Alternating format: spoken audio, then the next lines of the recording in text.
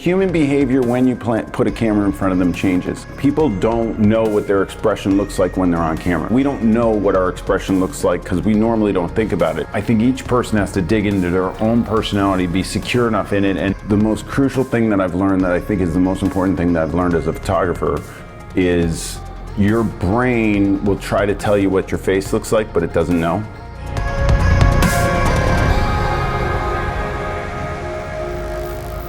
You are the best headshot photographer in the whole world.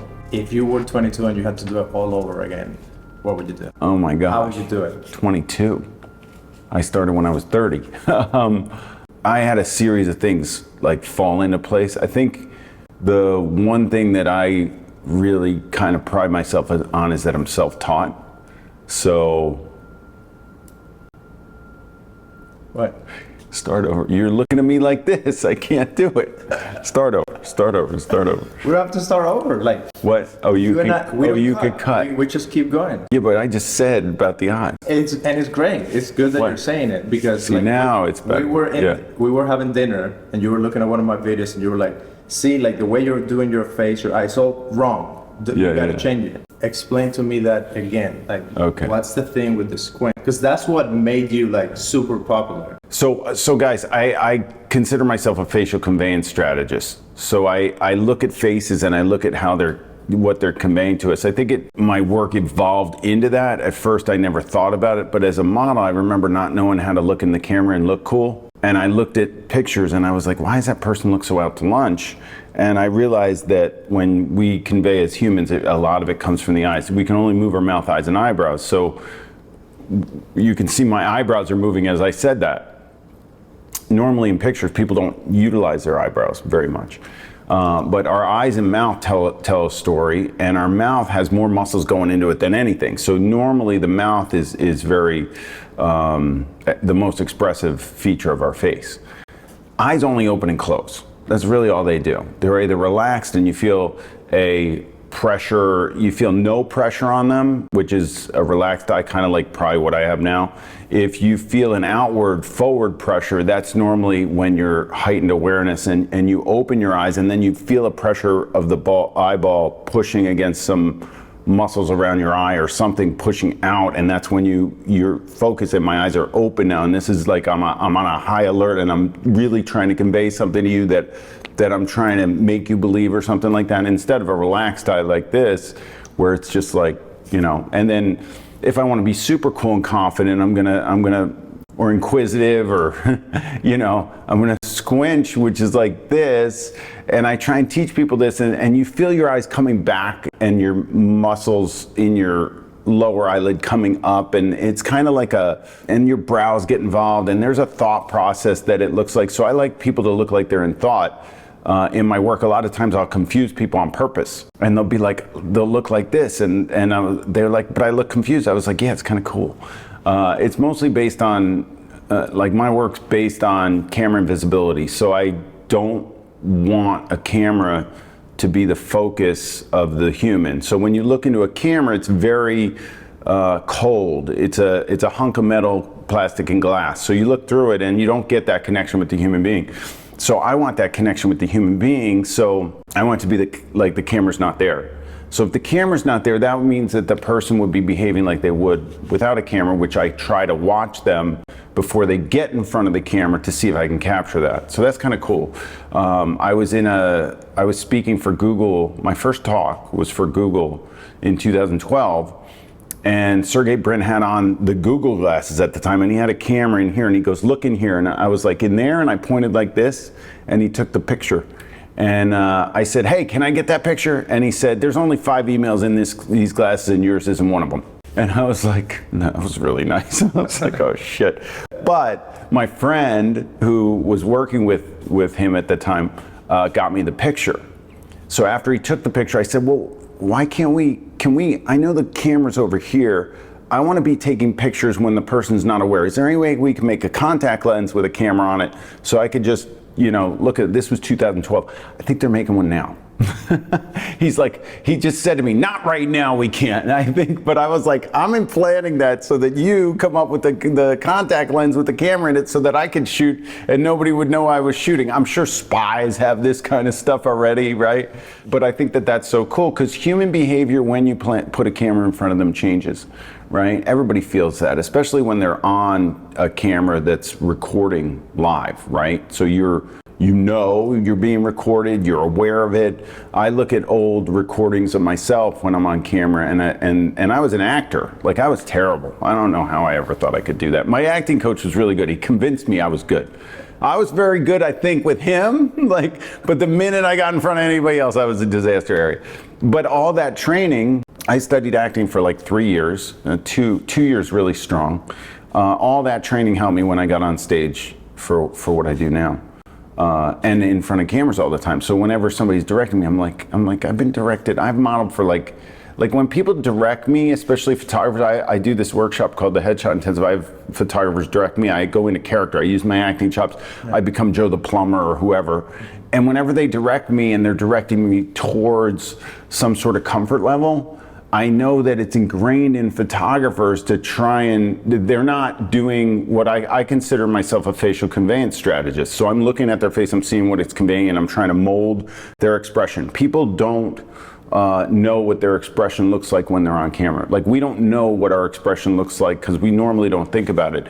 And the one thing that we're very fortunate at is that our subconscious is the most, it knows how to make us look our most attractive. That's why subconsciously driven smiles are the most attractive. When you have a real smile, it's infectious. Like it's our subconscious. We don't think about it. Whenever somebody's asked to smile on cue, it's like, it's terrible. It's terrible. My job becomes, it's all about getting the person to forget about the camera while technically taking a sound picture, but forgetting about the camera and putting them at ease and then trying to see what their face is conveying and getting them to think about things in ways that they would without the camera there.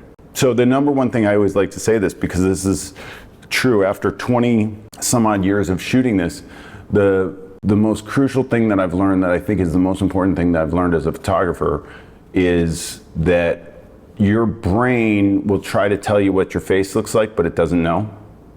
So people think that their brain is right. So their brain's telling them, no, your face looks like this, you should do this, when they look like totally like a deer in the headlights. They look like this, and their brain's telling them that's right. I'm like, you don't listen to your brain, listen to me. I'm looking at your face. I see your face. Your face is a mess. Like, what are you doing? Yeah, don't do that. Like, and then I have them make faces, and they're like, that feels weird. Yeah, because you're used to making that face subconsciously. Of course it's weird. It's going to be foreign to you. We're novice at controlling our facial expressions.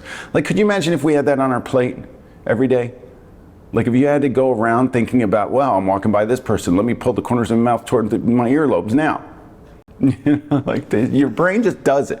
You make eye contact with somebody, you feel you're in a good mood, you hit a little smile at them, they get that back. It's kind of nice. I don't think there's enough of that in the world. I think a lot of us, and I always had a problem all my life with eye contact. Like I was scared, petrified. I don't know what it was. In my old age, I'm a more confident human than I was when I was younger. So I wouldn't I couldn't stand in my own shoes. I didn't know where I fit on this planet. I don't know.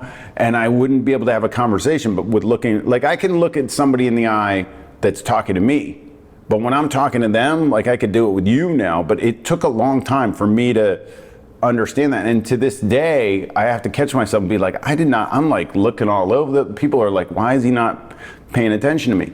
There's something about the thought process or something of how much you care about what other people think about what you're saying and what they're taking in and how confident you are in that and I'm a little ADHD, so or a lot. I don't know. I think it's been a benefit. I really when I have a lot of friends that tell me, oh, it's affecting my life negatively, and I've been diagnosed with it, and I'm taking like drugs for it and stuff, and I'm like, that's my superpower. Why would you fuck with that. Like, I'm like, that's like my thing. Like, I mean, my wife has to deal with it, but like, and my employees and my friends and stuff like that. But that's my like, that's how everything got done. I mean, it's just my brain just jumps and it goes, and where it goes is the place that I want to be.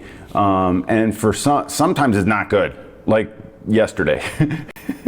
Forgot. My assistant took the car. I texted the garage. I get to the garage and the guy's like, I don't know where the car is. He thought it was stolen or something. I was like, I don't know where it is. Where's the car? And my assistant was moving out of her apartment. She asked me last week, we talked about it 20 times that she needed the car. And I told, You told me on the weekend she's taking the car. Really? I did? You did tell me, yeah. No way. We still forgot. Oh shit. But you have this ability, Peter, which is something that I really admire and I want to learn.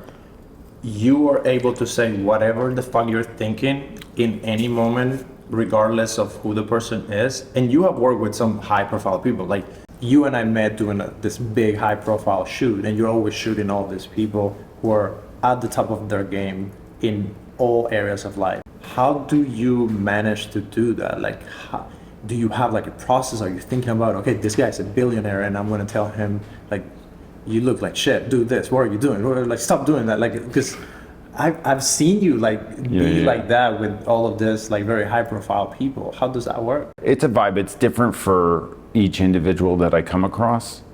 It's based off intuition. It's hard to coach that. It's like the next level of what I'm trying to teach photographers. But what it essentially is I think each person has to dig into their own personality, be secure enough in it and in their craft that like I'm the expert.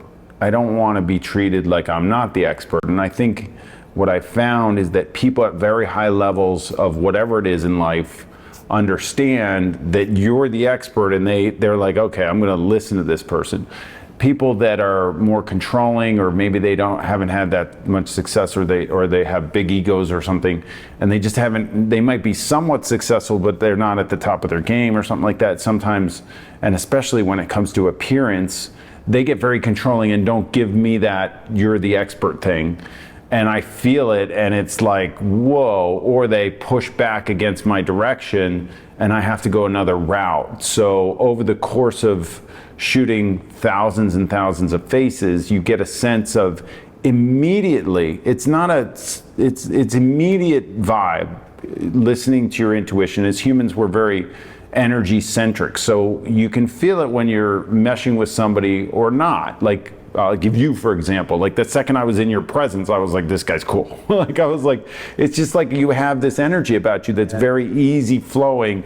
And you gave it up to me right off the get-go as the expert, because you had been studying my stuff since you were a kid, since you were a teenager. So, and you have that kind of same thing where it's so easy to be around you because you have this like, I don't care kind of attitude in terms of like, you're not thinking, oh, I'm this big dude that I've done all of the shots and like I'm the man, in the way that you treat people. But at the same time, in the way that you're treating your work, you do know that you're the man, and you're like, okay, I'm the guy that knows how to shoot this. Like, just do what I'm telling you. I get excited about my work. It's fun to see that combination. That's something that I need to learn, and every time I hang out with you, I'm trying to pick up on cues on how are you doing this dance and this flow of being super cool and relaxed, but at the same time, you know what you're doing, you know what you want, and you ask for it. I think it's the greatest thing about being a creative and an artist is that and a portrait artist for that matter with me, and you do it as well with film, is that I'm working with an individual. Like, I only photograph people. So my whole relationship and rapport with that person predicates the entire shoot. Like, it's all the shoot's predicated upon that relationship. I can get the job done, without it, but it doesn't have the juice behind it.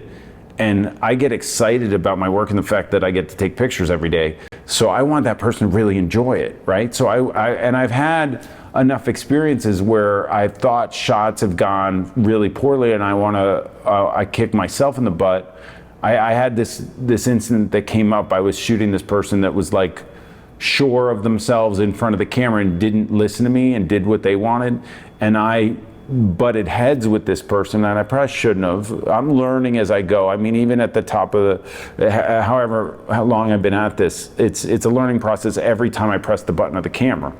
It just has to be, and that's the greatest thing is that, and Tom says this, you have to be a lifelong learner. So I am learning as I don't like the word master. Like I think in headshot land, which is what I call it, as far as headshot photography goes, I don't know that anybody's, I've been able to do a lot. Like I have a lot of time invested with shooting people 3 feet in front of my camera, but I haven't mastered headshot photography. So I feel like every time that somebody new gets in front of my camera, it's an opportunity. And it's amazing when you're on the same page with somebody. That's when ideas fly in. That's when you're at your best. That's when there's no stress. It's an energy level that you go into a different dimension with that person, and that's where new ideas come in. So when I know that I'm talking to the person, because I think my personality wants to be funny. I just decided that if I'm gonna teach, I'm gonna be funny. If I'm gonna shoot, I'm gonna try and be funny. If my sense of humor meshes with the client, and they're having a good time, I'm getting great shots. Not only that, I'm vibing with them, and it's awesome. So, and I think that's a very difficult thing to teach or explain to other people, because it's really based on your personality. Like an artist has to create, figure out their personality and what works for them, and then somehow connect with their subject through their own means. Mine is through humor a lot of the time. So if I'm having fun with somebody, I'll give, just Tom as an example. I know if I start speaking another language, I know that I'm vibing with the person so much, and it's not another language that makes any sense. I start talking like, when I do that, a lot of it's humor, and a lot of it's just to see what their face does, but I won't do that if I don't feel comfortable with the person. And then I won't be going off on these outshoots I just have things that I like to do that are a little crazy, just to see how I don't really care what happens between whatever I say or do and the moment I press the button. I just want that, because nobody's gonna know what went on, but I created an expression or something happened in front of the camera. And I know when I'm at that level that I'm comfortable with that person, and then we're vibing and I'm getting great stuff and I'm just letting it. And that's when I think your best ideas come, because the technical's out of the way. You're having fun with the individual. It really doesn't matter what you say or do. It's just a vibe. You're getting great shots. You got to be excited about your work. So I get very excited about my work. And that's a totally different feeling than when the client doesn't mesh with you. They're not happy with they have maybe their self-image isn't that great. They don't like getting their picture taken. You hear it immediately out of their mouth, this is going to be tough on you, I didn't get enough sleep last night. I should have lost the 10 pounds. My hair's terrible. I didn't get the right clothes that I want. Any negativity that comes like that into the shoot, I've got to try and do a 180 with it. As opposed to the opposite, when somebody walks in and is like, hey, I heard you're really good. I'm excited. And then I'm like, whoa, cool, let's go. And then you feel it, and then you get the best stuff, and there has to be a healthy excitement for what you're doing on a daily basis. I love taking pictures, so if a photographer loves what they do, and the subject feels that, and the subject is open to it, you're gonna get great stuff.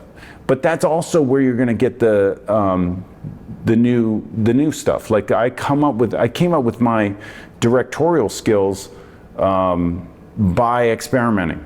I love this quote from Albert Einstein. I've never made one of my discoveries through the process of rational thought. It was all testing? Rational thought. It's not rational to be a portrait photographer. If it was rational for me to direct somebody directly, say what I need them to do, I would have thought about it already. I've been doing this too long. Like there's no rational thought involved in me going into another language and saying something, or I came up with this thing, I call it misdirection. So I'll make somebody think about something that they don't expect. Like turn your hips towards the Canadian border. Like human beings want to get it right. They want to go, they're all of a sudden they're going to go spatially like, okay, where am I? Where, Canada? Okay, we're in the United States. North is that way. I got to turn this, like, so in that process, they're not thinking about their face. They want to get it right because humans, I found that intelligence, I prey upon humans' intelligence because I try to, and I shoot a lot of intelligent humans, but I try to, like I hit them with like, hey, by the way, I know I'm a photographer, I'm capturing you, but I'm a facial conveyance strategist, first and foremost. And they're like, what? I'm like, nobody ever said that. And I've had a lot of clients say to me, like, how'd you learn this stuff? Why do you, I've never experienced anything like this before. It's because if you take a human being, put them in front of a camera and you don't give them direction toward their face, you're going to get very bland expressions. It's just like, unless they're used to cameras all the time. I've shot some celebrities that get in front of my camera and I just press the button, they look amazing. I mean, I was shooting Sofia Vergara. I have a picture of her in my front room. And I remember being on the shoot and I was like, every time I press the button, this woman looks amazing. Like she's just phenomenal in front of the camera. So sometimes the person will do it for you and do the work for you and you'll get great stuff. At the end of the session, I was like, can you punch the camera? Like I started to direct her and that's the shot that's out in my lobby. But it's stuff like that. And a lot of times, sometimes if I get a big, I guess I shouldn't say a big client, every human being is important to me, but a celebrity type like that, like there's this, I kind of get psyched because I like shooting people that are, you know, successful and potentially well-known, you know. If they're photographed a lot, it's even better because then I'm like, I can look at their pictures and I can be like, okay, what good expression am I going to get out of them? What's going to be different than what they've already got as a presence on the web or something like that? So it gets exciting for me. Who has been with some of your like craziest people that you shot that were super famous and then you got to do something awesome with them? Well, one of my favorite ones is I was shooting this girl and I shot a bunch of pictures of her, and at the end of the shoot, and we had fun, and she was great in front of the camera, and she looks at me and she goes, I'm gonna be a superstar. And she was like 12, and like she said it with such confidence and stuff when we were at the end of the shoot, and her mom turns to me and she goes, she is pretty good. And I was just like, she's so sure of herself, that's crazy. And it was Ariana Grande when she was 12. I mean, this was like, you know, I don't think anything hit for 5 years or whatever. I don't know. Well, maybe she was, I don't know when she hit, 15, 16, whatever. But she was so sure of herself as a 12-year-old. And I loved that I got to capture those moments of her and see her in that innocence. And then having her say that, like, I never think like I probably wouldn't often think that of one line that somebody said to me on a shoot. Like, I don't remember every day and I don't remember every person. But for some reason, I remember this 12-year-old because it was so impactful. I'm going to be a superstar. The way she said it, I was like blown away. And sure enough, she knew. So that inspired me. I was like confidence is so enormous in what we do. Like she knew, and I don't think she was going to be stopped. That was cool. It was really cool. I mean, I have ones that are like my favorites. I had a chef named Marcus Samuelson, and he's a very famous chef. He's amazing. But he has a restaurant up in Harlem, and I had to photograph him in the restaurant. So I shot his headshot in the restaurant, and he's like, hey, let's go walk around. And I was like, okay. And I walked around the streets with him, and people would flock to him, and he would light up and be nice to everybody. And I felt like this walking, you know, I shot him while we were walking. I was talking to him while we were walking.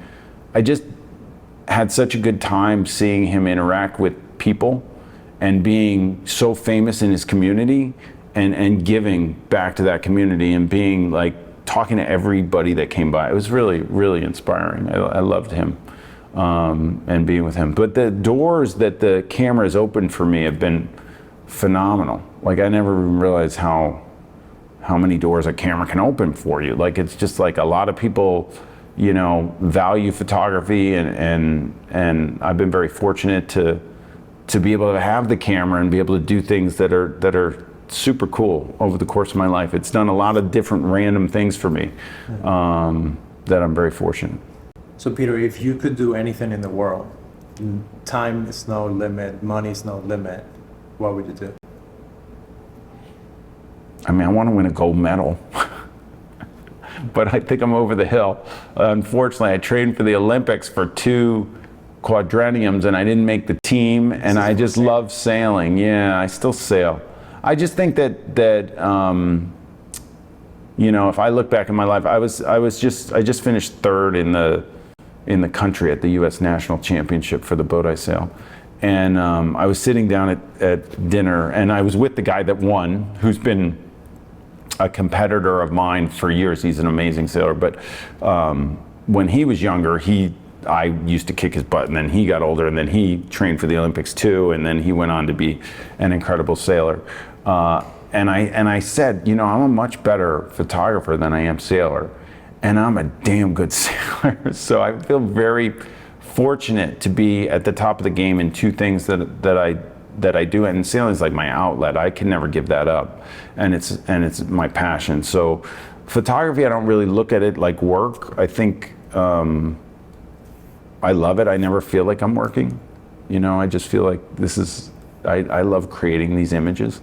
And I love you've seen me, you know, how excited like I get. We spent all day shooting, and then we went to dinner, and then we came back to some more shooting. It was like 10:30 at night, and like I love that about you. You have so much energy, so I'm really grateful for all the time that I've got to spend with you. And you probably don't know, but you have had a huge influence in me. And like every time I think about where I want to go in the future and like who I want to be like you're one of those guys that is really up there. So I really appreciate the interview. Thank you so much for the time. And thanks, Axel. Hopefully we get to stay friends for a long time. And for get sure. to learn. Are you kidding me? Yeah, get to be as cool as you when I'm your. Come on. You're super cool already. You got a leg up on me for sure.